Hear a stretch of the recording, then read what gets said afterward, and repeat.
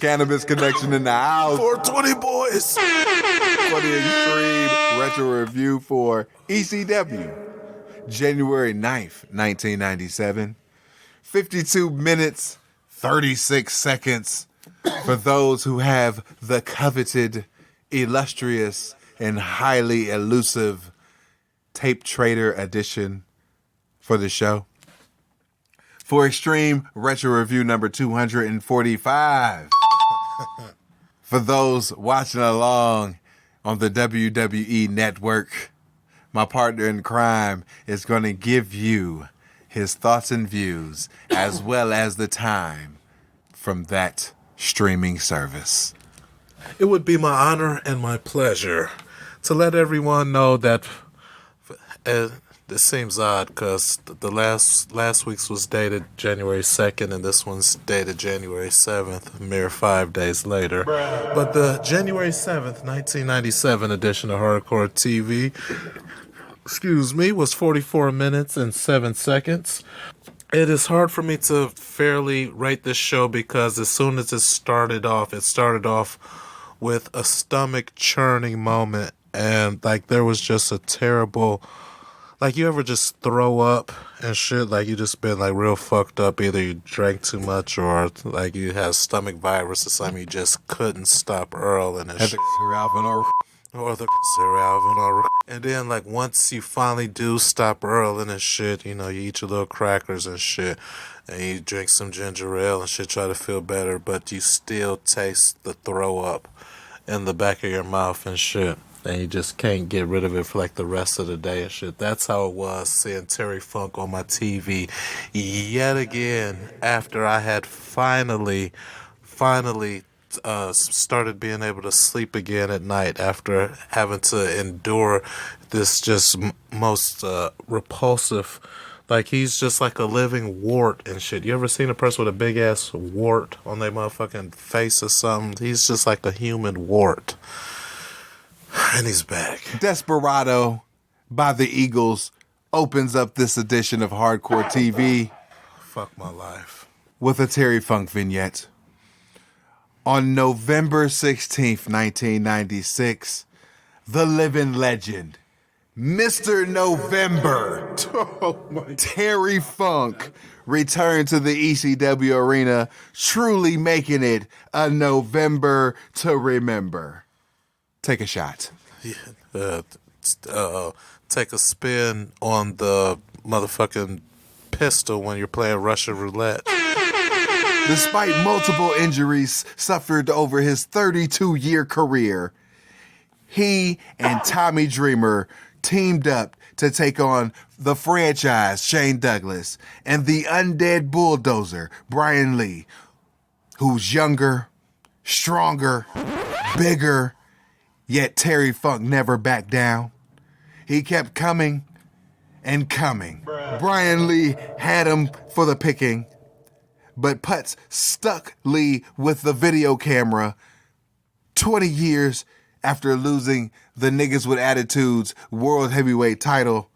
He makes one last run for the world title, and it starts this Saturday night. You gotta be kidding me. What manner of witchcraft just allows a fucking 5,000-year-old bag of bones? I don't understand it. It must be destroyed.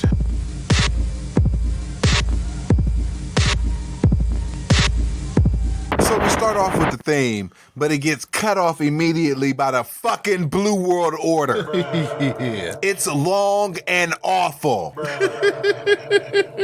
First they do gay poses and face shots, and then it ends with Stevie kicks. Moving on. ECW is filmed on location from Webster, Massachusetts. We have a match, Axel Rotten versus Big Stevie Cool with the Blue World Order. Axel comes out to Sweet Dreams by Marilyn Manson. It then cuts to Joey, who runs down the card for tonight. He talks about some shoulder stuff with Taz. and then Raven and Hack in the World Heavyweight title belt situation. Some matches, then they take some sweet-ass time getting to the ring.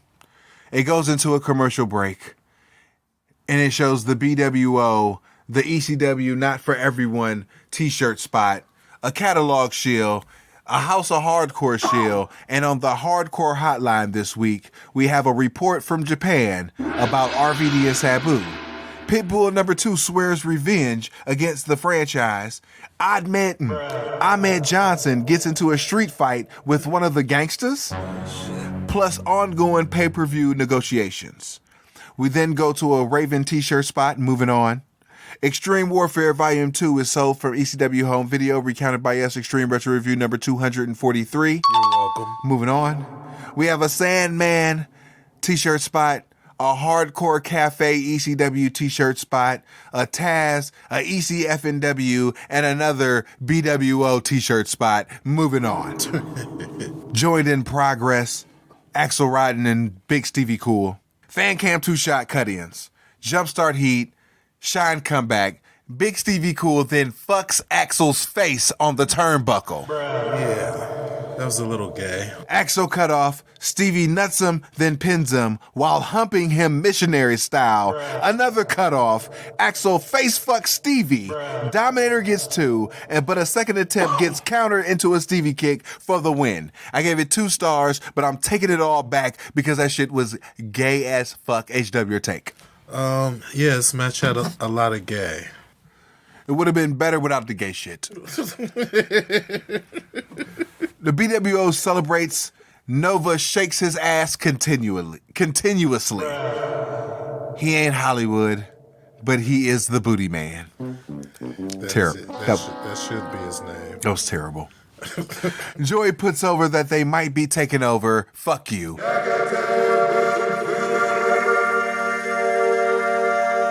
The BWO, they do have their moments when I find them comical and shit, but the motherfucking face fucking and shit, it's bad enough Blue Meanie where him and Stevie were fucking Daisy Dukes and shit. So I guess, you know what, they're throwing all this gay in my face and shit, and I'm trying to expect them to not act gay. Why are you apologizing for it? Instead of just accepting that they're gay. We have another BWO t-shirt spot. November to Remember 1996 ECW Home Video spot recounted by us. Extreme Retro Review number 231. You're welcome. A House of Hardcore and a catalog shield.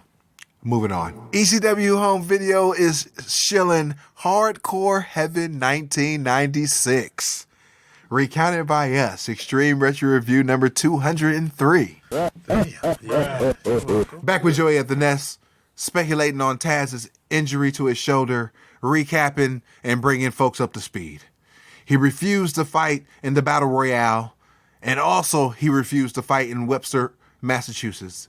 Instead, handpicking Cuck Candido to be his replacement. Nigga cucking in the ring, too. It then goes into a cliporama of matches not shown in full. The Dudleys are fighting, I don't care. Anthony stares down Gertner. Franchise and Franny versus Tommy and Beulah. They're having a little spat. Hometown Heroes get a welcome as the Eliminators are getting the massive applause in front of their hometown crowd.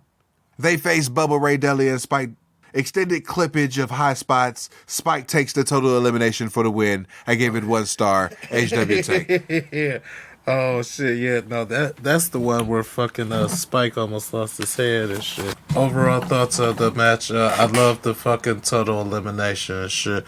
The rest of the shit I could care less about. Back with Joey noting that over the weekend, Killer Kowalski presented the Eliminators with newly designed ECW World Heavyweight Tag Team Championship belts. Newly designed my ass. Kowalski trained the champs in his dojo. Joey then calls Killer an early hardcore legend for biting off Yukon Eric's ear back in the 60s. That's some gangster shit. Give me a break. You not down for the ear biting? What the fuck am I, Holyfield? Tyson? Later on in this episode, we'll hear words from Killer. Moving on. Joel Gertner is on my TV screen, looking sleazy as shit. The shaky cam is queasy as shit. He brings out Cut Candido, who tells both Gertner and the cam to stop moving. Thank God. Yeah. Cut Candido's going on about Louis the Loser. They were both dumped from the WWF for political reasons and wound up in ECW. Cool.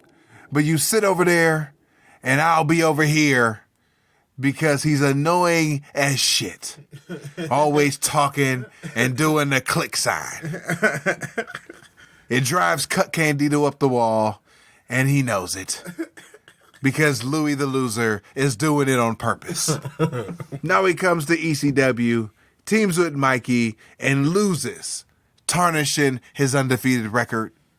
So he put Mikey through a table. LOL. What do you think's going to happen after making Cut Candido lose to RVD? You're going to find out why he's Cut Candido.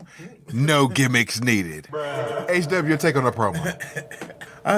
Overall, outside of Cuck being 5'8" and being a cuck, I don't have any issues with Candido and shit. You know, so he's just a short cuck, and I actually feel bad for him and shit. So, you know, I do appreciate the talent that is there, because Candido, you know what I'm saying, that was a above average promo and shit, more than I expected. We show the full card for January 11th. We have t-shirts shilling for Taz and the Sandman. We have another bumper for the January 17th and 18th shows, another t-shirt for the Sabu signature spot, a January 31st bumper, a House of Hardcore shilling, and a record label shout out. Moving on. The Eliminators get a shout out from the House of Pain for winning back the tag team championships. Moving on. Joey puts over the Massachusetts fans and talks about Raven Nest members facing off. Nova, who's a member of the Blue World Order, versus the Undead Bulldozer Brian Lee, who's still on the payroll of both Raven and the franchise.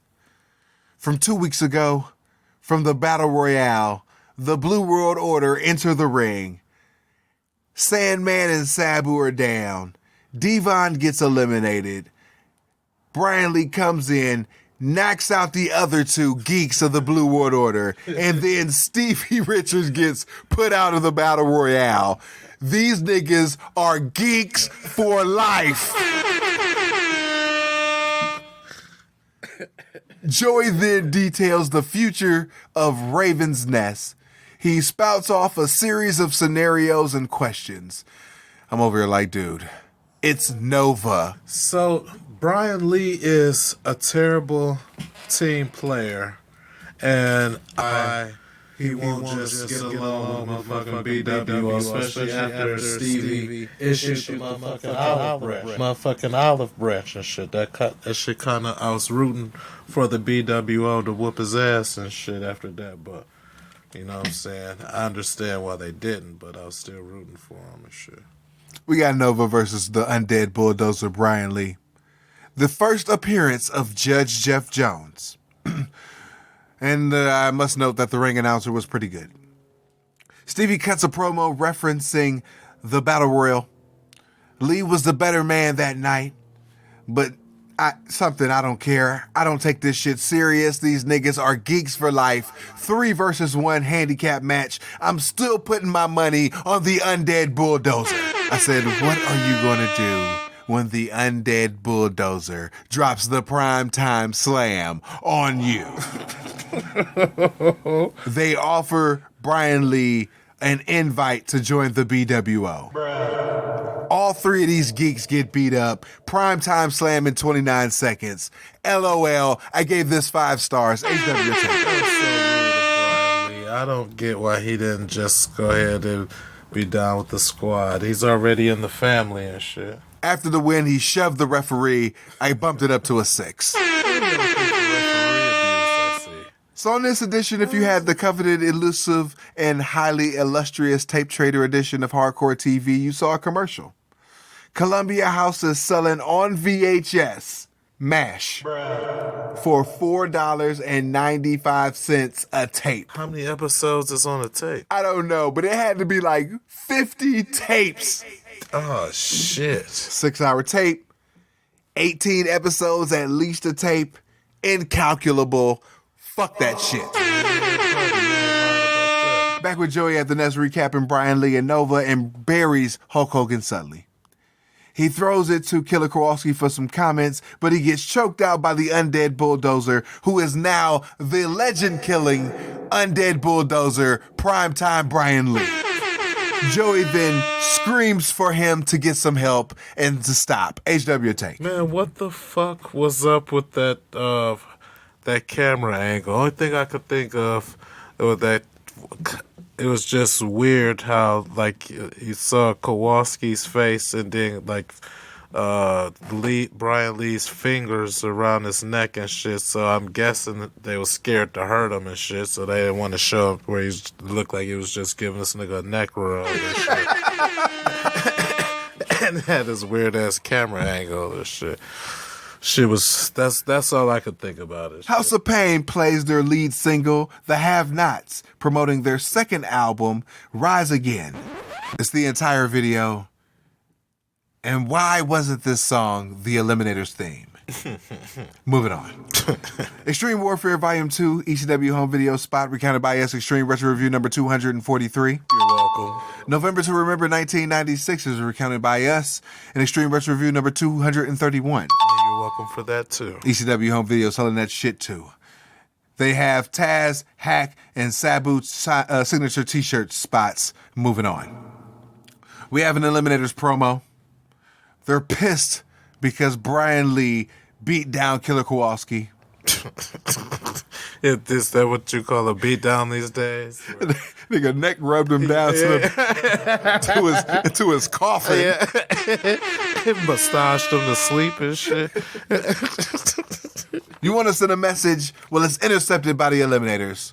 They've never taken anything personal except for this. Brian Lee and Cuck Candido, we're coming for you. I said, what the fuck did Cuck do? Oh, it was only Brian Lee massaging that nigga down to sleep. Oh, shit, I didn't peep that part. So are we just going to ignore that they are, apparently they are co-WWF Intercontinental Champions? Are we just going to ignore that and shit? What do you mean? The new belts that they got. They're the Intercontinental Championship. I didn't even notice that shit. This is I see as fuck. And I'm picturing it in my head for the 0 subscribers of Street Smart video. Yo, the new World Tag Team titles are the Intercontinental titles. Good catch. Well, thank you. I can't believe no one else caught that, or was that on purpose? I don't understand. We're in the ring with Raven. He's talking about the Sandman. He's a better man than Sandman, and that's why Peaches left him. Gross. He's a better father than Sandman. That's why his son Tyler left him. Damn. He's a better wrestler, and that's why he's the world champ. So give him his belt back. Whew. Sandman rushes the ring, and they fight it out over the belt. Sandman takes it early, but Raven comes back. They brawl all over the venue for a while, and they brawl up the stairs, through the balcony, and through the balcony crowd. There's a sign that reads BWO, and it's the BWO locker room. Raven kicks Hack down the stairs of the BWO locker room. He shoves Stevie, and then all of a sudden, we come back to seeing Sandman wearing a Blue World Order t-shirt. Yeah. Yeah, so apparently there's speculation. Clearly the BWO just threw that motherfucker on him and shit for the LOLs and shit. So I started inspecting Raven's t-shirt. This nigga has a Sandman t-shirt on. Vertigo Comics. Ah. Rest in peace. They finally make it back to the ring, and this is really a 10-minute brawl to end the show. I didn't even write anything for the overall. It was just a mess. It was a mess of a show to me. It's very messy, and that brawl was way too long. My nigga does not like long brawls. No, I do not. Like, just, you can't, especially when they fighting all over the place, and, you know what I'm saying, it's supposed to be, some semblance of control and shit. And it goes nowhere. Exactly. Like, just a bunch of, you see back and forths, like, it might be more entertaining for niggas just getting murdered for 8 minutes, like, at 4 minutes in, it might be too long, and then like by minute 6, it'd be like, dang, is he gonna kill this nigga? Like, oh, this nigga still breathing? Are those punches really effective? You know what I'm saying? But you know, the nigga back and forth is just, oosh, oosh, oosh, oosh, ay. For the 0 subscribers, the Street Smart video. Oh shit, we still going? Oh shit. Next week, January 16th, 1997, marching along towards the upcoming pay-per-view. Maybe, maybe not. We'll see. Until then, life is a work. Make sure you get paid for it. We out. Peace. Peace.